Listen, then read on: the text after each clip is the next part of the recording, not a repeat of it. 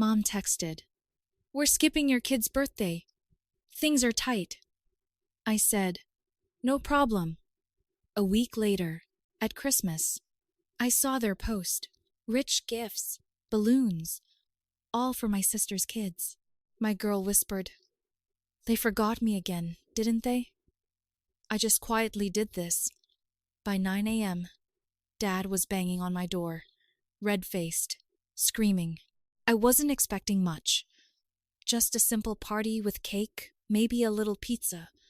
My daughter, Emma, was turning 7, and, like every year, I planned something small but sweet. She's never been the kind of kid to ask for much. She just wanted her grandparents there.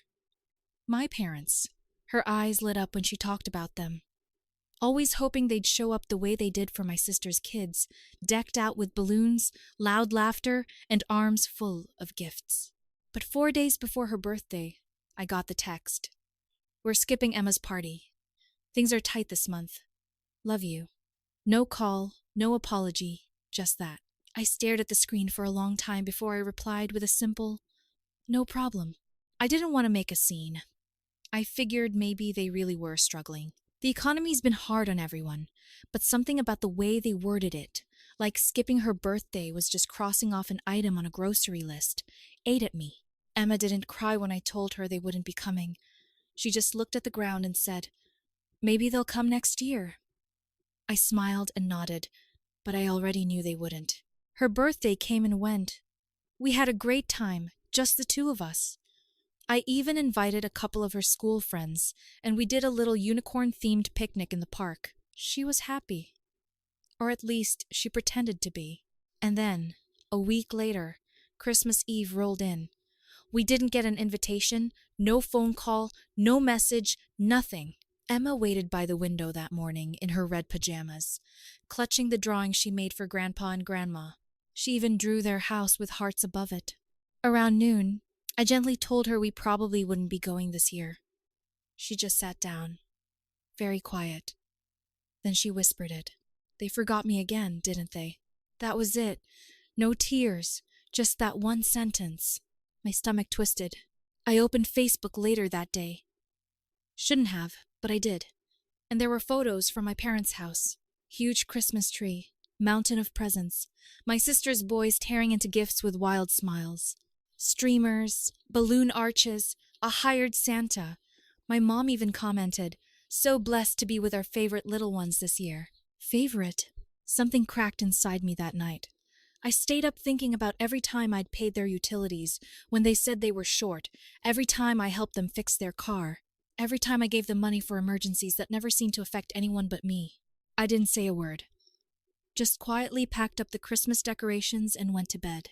But by 9 a.m. the next morning, Dad was banging on my door, red-faced, yelling loud enough to wake the whole building. I opened it slowly. He shoved his phone in my face. "You really think it's okay to embarrass us like that? Your little post. What the hell is wrong with you?" I hadn't posted anything. Not a word. But someone had, and it had gone viral in the family group chat. My sister had screenshotted the balloon photo and wrote under it, "This is what skipping Emma's birthday and Christmas looks like. Hope you're proud." That was the start. And things only got messier from there. Dad stormed into my apartment like he owned it, still waving his phone like it was a weapon. I shut the door behind him, calmly. Emma was still asleep, or at least pretending to be. She was good at that lately. I didn't say a word as he went off about how ungrateful I was, how much they'd done for me, how I twisted the story to make them look bad. I let him run out of steam. Then I asked one question. "What did Emma get from you this year?" He stared at me, blinked, then said something about hard times, and you know how it is. I nodded and walked to the kitchen, made coffee, gave him none. That was the last time he set foot in my home. After he left, furious, I sat on the couch and texted my sister, "Thank you." She replied right away. I've had enough of their crap too. That made 2 of us. It didn't take long for the rest of the family to pile on. My Aunt Cheryl sent me a novel-length message about how disappointed she was in me for causing division. My cousin Brittany chimed in. too, calling me dramatic and selfish. Said I was ruining Christmas with my attitude. I just blocked them both. Mom didn't say anything directly, not a word, but she liked one of Brittany's posts that said, "Some people love playing victim when they're just bitter. They're not the favorite." That hurt more than I expected. I was still paying their phone plan, their car insurance, half their rent. I hadn't told anyone, not even my sister, but I had picked up a second remote job this year just to make ends meet after Emma's dad stopped paying child support. And I still made sure my parents didn't go without. So, I started small. I removed my name from their utility account. They noticed that within a week. Mom texted, asking if there was a mistake. I told her there wasn't. Then I paused their phone plan. That one got a call, or it would have if I hadn't already blocked the number. My sister called me that night. She said, "You know they're freaking out. Dad's blaming me now." I told her I wasn't trying to punish anyone. I was just done. I still remember what she said next. "You don't owe them anything. They made their choices." It was the first time someone said that to me. Things were quiet after that. No texts, no fake apologies, just silence. I focused on work, kept my head down. Emma and I started doing little projects together. She got into painting, and I let her turn the hallway into her own art gallery. I couldn't give her cousins or grandparents who treated her right, but I could give her color, attention, peace. Then, in early March, something unexpected happened. I got an email from a company I'd applied to 9 months ago and forgotten about. They wanted to interview me for a remote creative lead role, almost triple what I was making now. Fully flexible, benefits, bonus structure. I thought it was a scam at first, but it wasn't. 2 weeks later, I had the job. That same day, I bought Emma a bike she'd circled in a catalog 2 years ago, and we spent the whole afternoon riding through the neighborhood. I watched her smile stretch wider than I'd seen it in a long time, and that night, I opened my emails again. 2 new ones. One from my dad, one from Aunt Cheryl. Both said the same thing in different words. They heard I got a promotion, and they wanted to talk. Of course, they did. By April, I was earning more than I ever had in my life. Not just surviving, thriving. The job was demanding, but I loved it. It was like someone had finally opened a window in a room I didn't realize I'd been suffocating in. I had options now. Freedom. For the first time, I didn't have to check my bank app every time I filled up the tank or picked up groceries. I started spoiling Emma. Nothing over the top, just enough to watch her glow. Swimming lessons, weekend art classes, the rollerblade she'd been eyeing at Target for a year. She was happier. I was happier. That's when they all started crawling back. Mom texted out of nowhere. "Emma would love the fair this weekend. Maybe we could all go together." I stared at that message for a while. Emma hadn't received a birthday gift, or a Christmas card, or a single call. And now, suddenly, there was interest. I didn't respond. 2 days later, Dad sent a voice message. I didn't listen to it, just deleted it. The kicker came from my cousin Brittany, of all people. After publicly dragging me a few months ago, she messaged me on Instagram like we were old friends, said she was so proud of me and wanted to know how I made the leap, asked if I could look at her resume, said her job was soul-crushing and she needed an upgrade.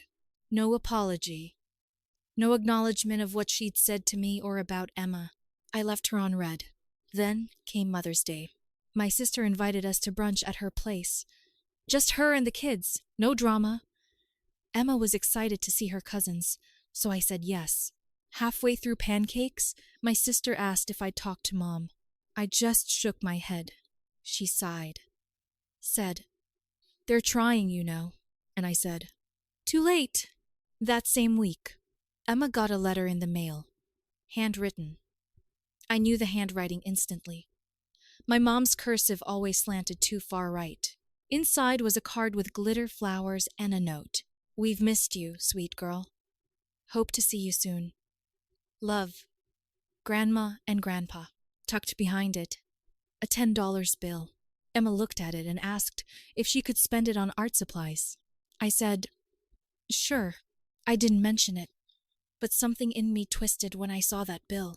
Not because of the money, but because they really thought they could buy their way back in with $10 after 2 years of absence and disappointment. Over the next month, the messages picked up. Dad emailed me a list of repairs they needed for their house, said they'd always appreciated my help and hoped I could come through one last time. One last time. Like this was a war, and I was their last soldier. I never replied. I was done financing people who would have let my daughter go through every birthday alone if it weren't for my sister. Then came Emma's school art show. Her teacher had called a week before and said Emma's work had been chosen for a special display. She was one of 3 students to be highlighted. I posted a few photos on Facebook. Nothing flashy, just her grinning next to her painting, which was this wild mix of gold and navy swirls. I captioned it, "So proud of my brilliant little artist." Within minutes, the likes rolled in, and then came the comments. Aunt Cheryl wrote, "Beautiful. You've raised such a sweet girl." Brittany commented, "Ah, she's growing up so fast. You're such a great mom. We've always known she was gifted. Hope we get to see her soon. Love you both." I didn't delete it. I didn't even hide it. I just replied, "She needed you at 7. She's 8 now. Try saying that to her face." It went quiet after that, but the real storm was just starting. Because by summer, I made a decision. I was going to cut them off for good. Not just emotionally, financially, every last tie. In July, I sat at my kitchen table with a spreadsheet open and a cup of coffee I'd reheated twice. I went line by line. Car insurance, cell plans, the emergency credit card I'd added Mom 2 years ago. It was like untangling vines that had wrapped around my bank account for most of my adult life. By noon, I'd shut it all down. I canceled every payment, every automatic transfer, every shared account. I sent no warnings, just receipts. I screenshotted the cancellations and forwarded them to my mom with 2 words. All done. No reply. For a while, it was blissfully silent. I didn't hear from anyone for almost 3 weeks. Then, out of nowhere, I got a call from a number I didn't recognize. I almost didn't answer, but something told me to. "Is this Nancy?" "Yeah." "Who's this?" "This is Jason. I work at AAA Auto. Your parents are here trying to get a tow, but their membership's inactive. They said you usually handle it." I almost laughed. "They'll have to figure it out," I said, and hung up. The next day, my mom finally cracked. She emailed me a long, rambling message about how embarrassing it was to be stranded on the side of the road. How they didn't know the membership was under my name. How a heads up would have been nice. I stared at the blinking cursor for a while before I typed back, "Emma spent Christmas alone. I think we're even." Then I hit send. But I wasn't ready for what happened next. One night in late August, Emma and I were watching a movie on the couch. She was curled up in a blanket, halfway asleep. I got up to get her some water, and that's when I saw the headlights sweep across our front window. Then, the doorbell. I looked through the peephole and froze. It was my parents, and they weren't alone. Behind them stood Aunt Cheryl and Brittany. All 3 of them dressed up like they were going to dinner, standing on my doorstep like they just dropped by for tea. I opened the door just enough to step out. Before I could speak, Aunt Cheryl started in. Said they were worried. Said they didn't recognize me anymore. That I used to be so kind, so family-oriented. Brittany smirked. "She's rich now. Rich people don't need family." Mom stayed quiet. Just stood there with her purse clutched like it was a shield. "I told them to leave." Cheryl scoffed. "Really? After everything we've done?" I stared at her. "You mean like ditching my kid on her birthday or calling me dramatic for expecting basic decency?" That's when Brittany snapped. "You're being cruel. Your parents are old. They're struggling. And they're not my responsibility." I started to close the door, and Cheryl lunged forward and grabbed it. "You'll regret this. You'll end up bitter and alone, just like your father said." And then Emma's voice behind me. I'm not alone. I have my mom. They all went silent. I turned, and there she was, holding her stuffed unicorn and looking directly at them. Mom tried to smile. Hi, sweetheart. Emma just stepped back inside. I closed the door without another word. A week later, my sister called me. She was crying, said our parents had gone around telling the rest of the family that I'd abandoned them, that I'd cut off their phones and left them without food or transportation, that I was turning Emma against them. It didn't take long for the vultures to circle. Uncles, cousins, even people I hadn't spoken to in years started messaging me, guilt-tripping, accusing. One even hinted I should be grateful I was raised at all. But that wasn't the unexpected part. The twist came a month later when I found out my dad had taken out a loan using my name, and I didn't even know it until the debt collector started calling. The first call came during a meeting. Unknown number. I let it go. Then another. By the third, I got a voicemail. Hi, this is Michelle from Stonebrook Financial Recovery. We're calling regarding a loan under Nancy R. Johnson. I froze. I hadn't taken out a loan. I called back. She confirmed everything. $8,000 taken out 6 months ago. My name, my social, but not my address. It was my parents' house. My dad's phone. She emailed the application. I opened it. The signature wasn't mine. I sat there staring at a document that felt like betrayal spelled out in cheap ballpoint pen. My own father had taken out a loan in my name. I didn't scream. I didn't cry. I just printed it, walked into the police station the next morning, and filed a report. Yes, I pressed charges. I'd spent years being the bank, the babysitter, the family scapegoat. Enough was enough. The calls started immediately. My uncle, cousins I hadn't heard from in years, all saying I was ruining the family, that I was sending Dad to jail over a mistake. My sister, though, she wasn't shocked. Said Dad tried the same thing with her once. She said no. I didn't get the chance. Then came the letter from Dad. 1 page. No apology. Just, you didn't need the money. We did. We're family. That was the last thing he ever wrote to me. I changed my email signature the next day. Dropped the last name. Just used a version of Emma's. It felt clean. Right. Then, out of nowhere, a wedding invite arrived. Brittany. Glittery envelope, fake handwriting, and a note. Family will be seated together. Hope there's no tension. 2 hearts. I laughed out loud. That was the moment I decided. I was done pretending any of them were still family. I never RSVP'd to the wedding. Didn't text. Didn't explain. Just threw the invite out and moved on. I knew what it was.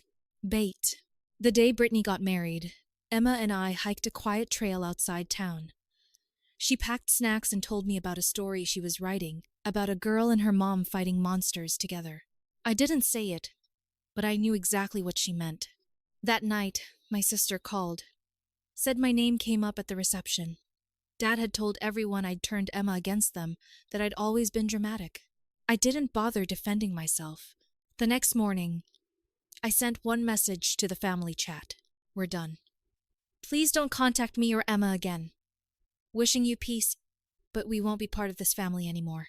Most replies were angry. Some were guilt trips. One cousin said I was disrespecting blood, but my sister just texted, I understand. Love you always. That was all I needed. By winter, Emma and I had a new rhythm. I took her to see the ocean for the first time. We built our own holidays. Simple, peaceful hours. One night, she hung a new ornament on the tree. A gold unicorn. Past? Why?